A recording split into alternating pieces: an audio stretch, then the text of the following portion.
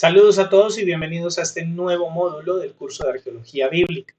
Hoy comenzaremos hablando acerca de lo que es el Génesis a la luz del Antiguo Cercano Oriente, o más bien a la luz de la arqueología del Antiguo Cercano Oriente.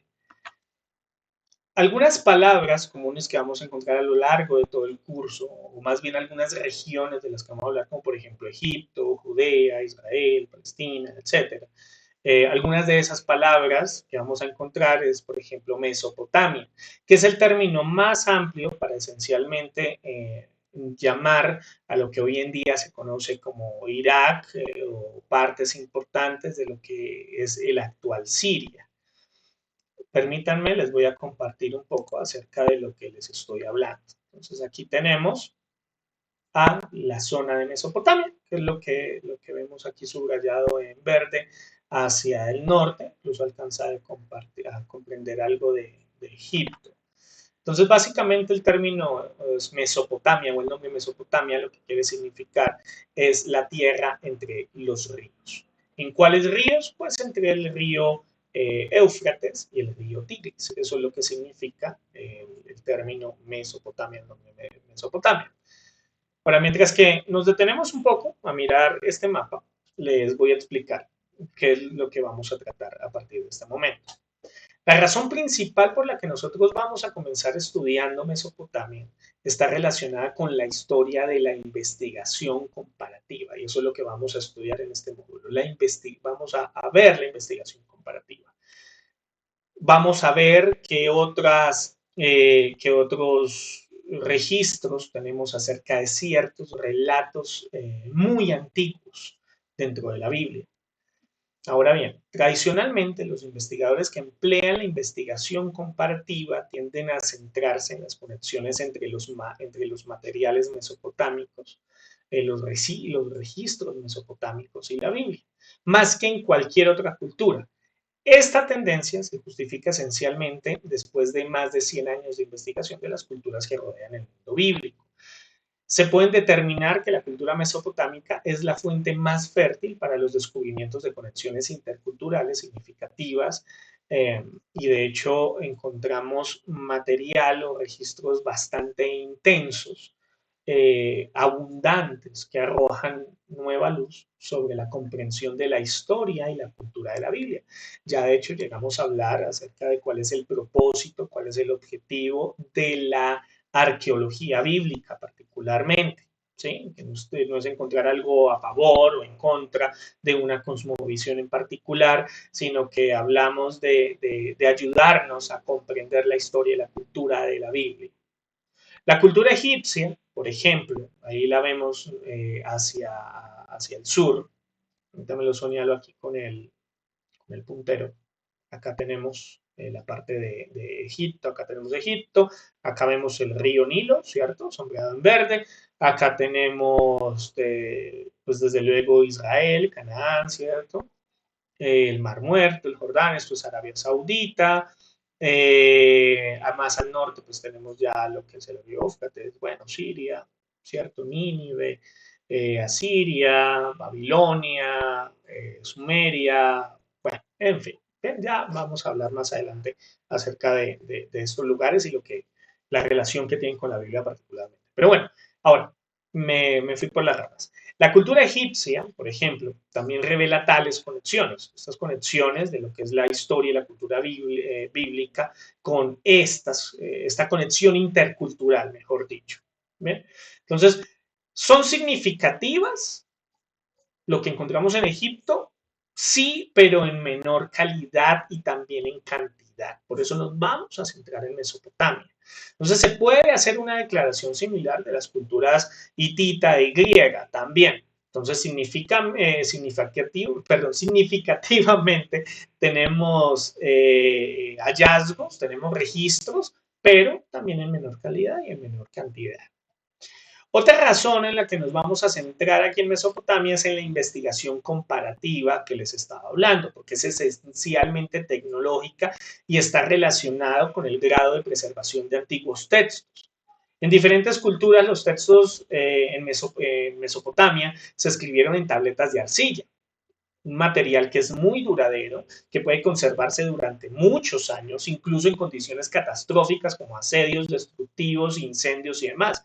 De hecho, la arcilla cuando se calienta adquiere una consistencia bastante dura, entonces de ahí que se preserve durante mucho tiempo. Entre más caliente está, pues mayor consistencia va a tener.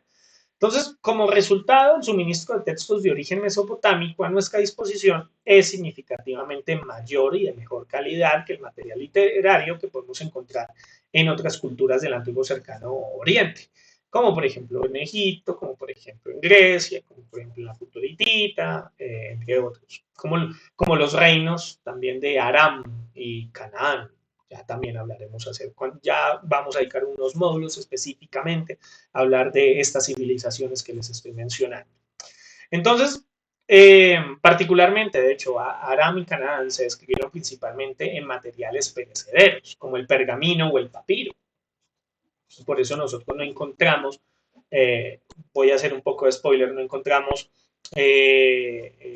rico material escrito en arameo, porque el arameo fue escrito en pergamino y papiros. Por eso que hoy en día ha sido muy difícil reconstruir el lenguaje arameo, ¿sí? Mientras que en el caso del hebreo, en el caso del acadio, por ejemplo, es mucho, tenemos más material como para poder reconstruir un texto particularmente. Entonces, si pudiéramos leer una variedad de textos escritos por cananeos, por moabitas, por amonitas y arameos, es casi seguro que encontraremos en ellos un tesoro de información invaluable, eh, porque es muy raro, porque es muy extraño encontrar un texto que arroje mucha luz sobre la Biblia en este lenguaje y de estos lugares que les estoy hablando. Quizás esto sea un dato curioso que ustedes no sepan.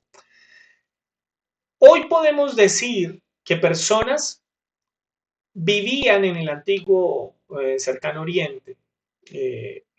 ¿Cuáles eran las personas que, o más bien cuál era el lenguaje que más se hablaba, cuál era el idioma que más se hablaba, gracias a lo que podemos encontrar en Mesopotamia, en qué dioses creían, lo que solían comer, beber, lo que usaban, en fin, cómo entendieron el mundo y muchos otros detalles de sus culturas por estos descubrimientos modernos del antiguo cercano oriente. Estos descubrimientos iluminan e incluso nos ayudan a interpretar la Biblia en muchos casos, como ya veremos. Entonces, antes de examinar las conexiones atractivas, que son las que vamos a ver enseguida, entre la Biblia y su entorno, debemos orientarnos con la historia mesopotámica, entender ese contexto histórico-cultural, del cual si tú eres estudiante egresado del curso de Historia del Antiguo Testamento, sabrás de qué te estoy hablando. Si no lo sabes, te invito a que tomes el curso de Historia del Antiguo Testamento, que también doy yo. Entonces, es imposible discutir los antiguos hallazgos del antiguo cercano oriente y su relación con la Biblia sin tener un contexto, es decir, una imagen general de la historia de este mundo. En la antigüedad, esta región que vamos a estudiar estaba habitada por hablantes de lenguas conocidas como el sumerio, como el acadio, por ejemplo, que son las que encontramos en estos registros, en su gran mayoría arcilladas que les estoy hablando. Aunque el sumerio y el acadio fueron escritos en escritura cuneiforme lingüísticamente, son muy diferentes entre sí el acadio del sumerio. La lengua sumeria es considerada la lengua escrita más antigua de la historia del mundo y es actualmente un lenguaje aislado. Entonces, si en algún momento alguien les llega a preguntar cuál es la lengua más antigua del mundo, de la historia del mundo, lengua sumeria. No pertenece a ninguna familia de idiomas conocida. Es totalmente independiente, totalmente aislada. El acadio, por su parte, fue parte de la familia de las lenguas semíticas. Esto significa que el acadio es un pariente de varias lenguas semíticas como el hebreo, como el arameo, como el árabe, incluso. ¿Sí? Es como el tatarabuelo de estas lenguas que les acabo de mencionar, estas lenguas que son modernas. El acadio tenía dos dialectos principales. Tenía el dialecto asirio, identificado con la ciudad de Asur en el norte. Por aquí la tenemos, por aquí la tenemos. ¿Dónde está? Ahora se me perdió. Entonces, acá tenemos Asur. ¿Sí la ven? Acá. Acá tenemos Asur. ¿Bien? Allí en el norte de Mesopotamia. Y el dialecto babilónico, originado en dónde? Pues en la ciudad de Babilonia, de Babel, allí en el sur. ¿Dónde tenemos entonces a Babilonia? Acá tenemos. Entonces acá tenemos a Sur y por acá tenemos a Babilonia, aquí abajo de Sipar, ¿cierto? Al norte, lo que podríamos llamar que es el norte de Irak, más o menos. El día de hoy, ¿bien? Entonces, los hablantes de los dialectos asirios y babilonios ya establecerían más adelante en la historia, y ya lo veremos, imperios como son el imperio asirio y el imperio babilónico, respectivamente.